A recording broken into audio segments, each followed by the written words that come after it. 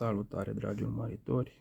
Astăzi am dus la capăt un invertor de la INVT, eroarea F09, când conecta panourile, le băga în scurt. După ce l-am desfăcut, am găsit converterul DC-DC în scurt și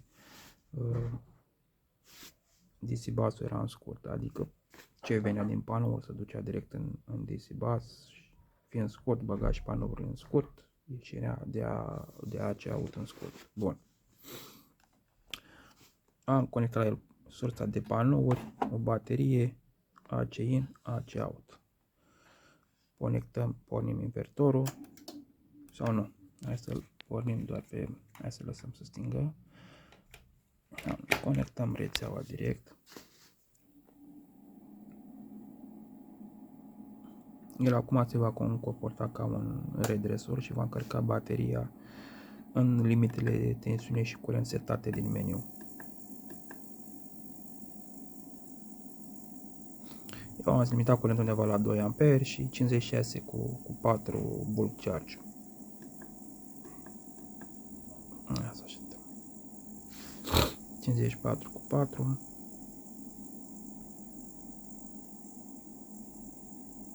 Și începe încărcarea. E o încărcare lentă.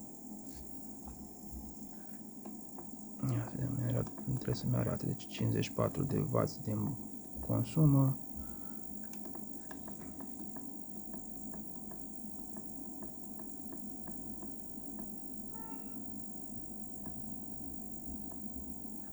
Doi amperi absorbe bateria. Da? O dăm drumul. Invertorul este în bypass, deoarece bateria nu a atins pragul, că la meniu 13 este băgat în full. Pare că nu încarcă bateria la maxim, nu va bypass, nu va trece în modul baterie. Ia să vedem niște parametri. 12% încărcare, 600 de volți amperi, 564-570 de W. Treapta a doua, 1,14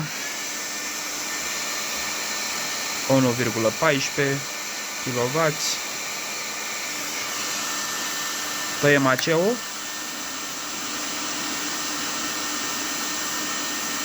Și invertorul nici n-a simțit. Pornim. 25 de amperi, 26 de amperi din baterie. A bypassat. Bateria a atins pragul de 46 de volți.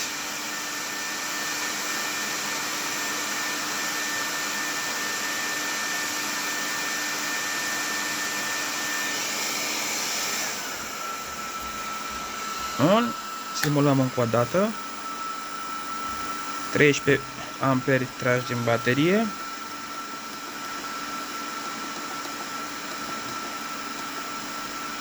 Și doar pe baterie acum.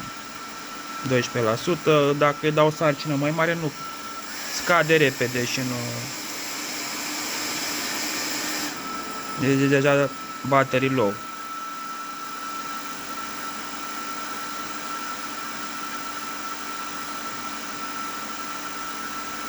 Bun.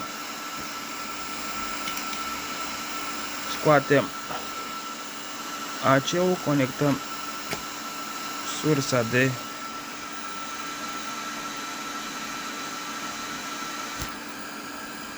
și asta ce înseamnă?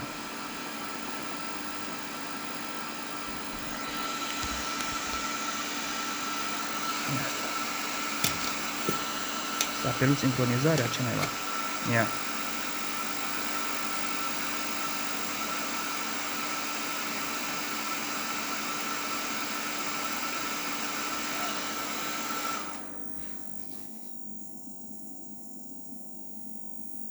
E o avertizare, da, ce înseamnă? Da, am revenit, era pusă bateria setată aiurea, nu era pe modul user și după o perioadă de utilizare a dat precum că bateria nu poate, invertor nu poate comunica cu bateria, era pe nu știu ce mod leak sau ceva de genul și am trecut în modul user. Bun, scoatem AC-ul,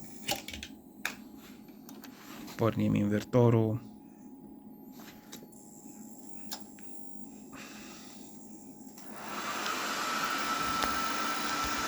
Bun, conectăm panourile.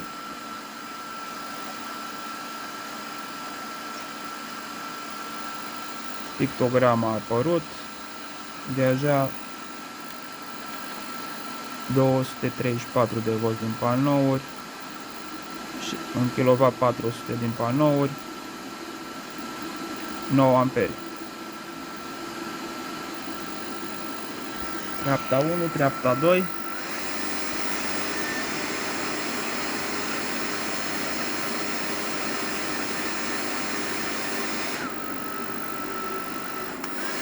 Treapta 2 de putere, 1,7 kW din priză,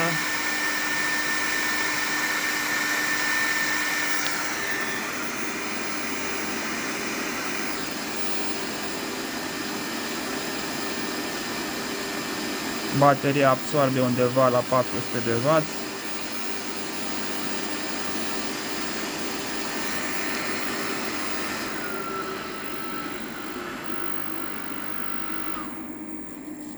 Bun.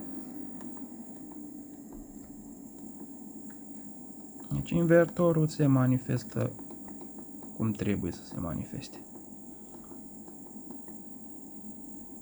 6 amperi, bateria poate să încarce cu 10 amperi din panouri și în momentul ăsta absorbe și curentul e în scădere.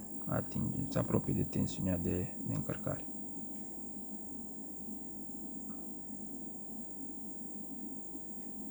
Deci invertorul se manifestă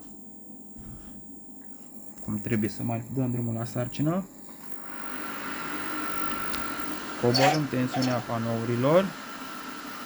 Va rămâne doar pe baterie.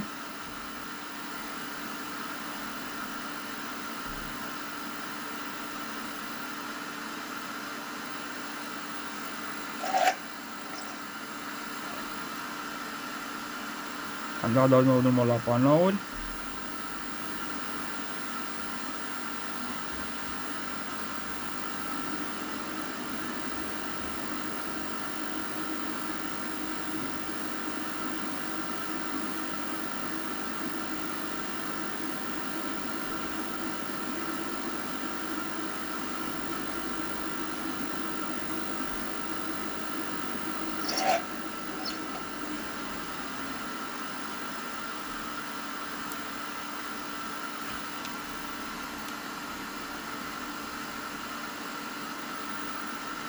EV amperi, mai vede o tensiune de 103 volți, unde de fapt este doar pe baterie.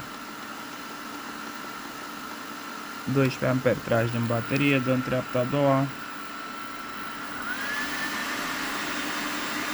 26 de amperi, deja pe sus prag.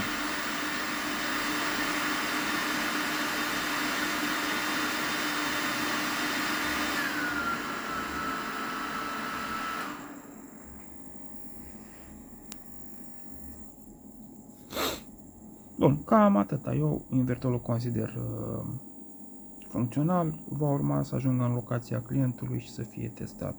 Deci este un invertor de la INVT, modelul XN50III-B.